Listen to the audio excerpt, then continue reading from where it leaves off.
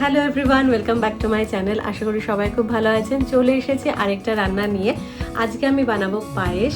তো যে কোনো সেলিব্রেশন হোক, যে কোনো শুভ দিন হোক, সে জন্মদিন বা পুজো বা যে কোনো শুভ দিনেই কিন্তু পায়েস বাঙালির বাড়িতে একটা গুরুত্বপূর্ণ ভূমিকা নেয়, তাই তো? পায়েস হচ্ছে মানে একটা আনন্দের আমেজ, একটা শুভ আমেজ যেন চারিদিকে। তো আজকে কেন আমি পায়েস বানাচ্ছি তার কারণ রান্নাঘরের একটা নতুন সদস্য এসছে, সেটা হলো একটা ব্রোঞ্জের কড়াই।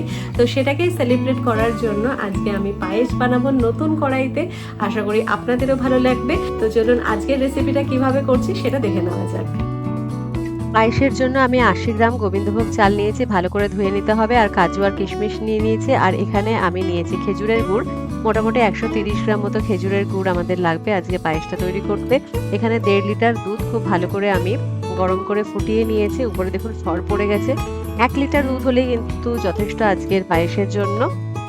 এবার কড়াইতে হোমমেড ঘি দিয়ে তার মধ্যে আমি প্রথমে কাজুগুলো ভেজে তুলে নেব। কাজুগুলো দিয়ে একটু হালকা লাল লাল করে ভেজে আমি তুলে নিচ্ছি। কাজুটা তুলে নেওয়ার পরে আমি কিশমিশ দিয়ে দিলাম ওই ঘিয়ের মধ্যেই। কিশমিশটাও একটু ভেজে নিয়ে তুলে নিতে হবে। এই যে লালচে করে ভাজা হয়ে গেছে, এবার আমি তুলে নিচ্ছি। এবার গোবিন্দভোগ চালটা তো ভালো করে ধুয়ে রেখেছিলাম, এই ঘিয়ের মধ্যে গোবিন্দভোগ চালটা দিয়ে খুব কম সময়ের জন্য নাড়াচাড়া করতে হবে। এই 20 থেকে 30 সেকেন্ডের জন্য নাড়াচাড়া করে নিয়ে আমি দুধটা অ্যাড করে দেবো। 1 লিটার মতো দুধ আমি অ্যাড করছি।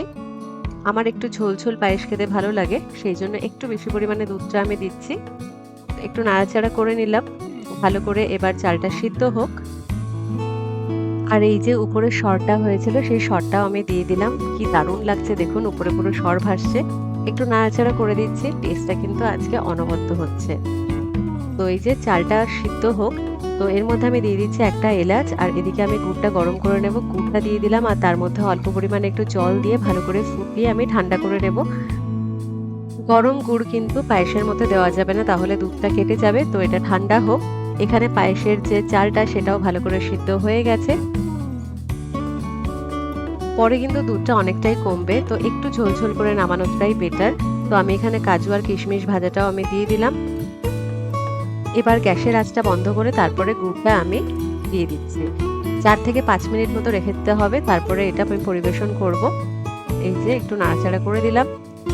এবার আমি নামিয়ে নিয়েছি। দেখুন কি দারুণ লাগছে, তাই না? উপর থেকে কাজু আর কিশমিশটা আমি দিয়ে দিচ্ছি। তো আমাদের পায়েস একদম রেডি। তো পায়েস বানানো একদম শেষ। তো কড়াইটা ভালো লাগলো না পায়েস ভালো লাগলো? জোকস অ্যাপার্ট, দুটোই কিন্তু খুব ভালো। আর পায়েসটা খেতে দুর্দান্ত হয়েইছে। যেহেতু আমি একটু কম মিষ্টি খাই, যদি আপনাদের একটু মিষ্টি বেশি ভালো লাগে তাহলে গুড়ের পরিমাণটা একটু বাড়িয়ে দেবেন। যদি একটু ঝোল ঝোল না খেয়ে যদি একটু গাঢ় পায়েস পছন্দ করেন, দুধের পরিমাণটা একটু কমিয়ে দেবেন, তাহলেই কিন্তু একদম মনের মতো হয়ে যাবে। আর আমি আজকে যেটা করেছি সেটা কিন্তু আমার পার্সোনাল ফেভারিট। আমার মনে হয় এইভাবে অনেকেই খেতে ভালোবাসেন। আর হ্যাঁ, গুড় দেওয়ার যে টাইমিংটা সেটা কিন্তু অবশ্যই মাথায় রাখবেন, কারণ এরকম অনেকবার হয়েছে প্রথম দিকে আমার এরকম পায়েস করতে গিয়ে দুধটা কেটে গেছে। তো সেটা যাতে না হয় সেই জন্যই আমি আপনাদের বলে দিলাম যে কোন সময় গুড়টা দেবেন। আশা করি আপনারাও এইভাবেই করেন। যদি আজকের রেসিপিটা ভালো লেগে থাকে তাহলে ভিডিওটিকে লাইক করবেন, শেয়ার করবেন, আমার চ্যানেলটিকে সাবস্ক্রাইব করবেন। তো দেখা হবে পরের ভিডিওতে। সবাই খুব ভালো থাকবেন।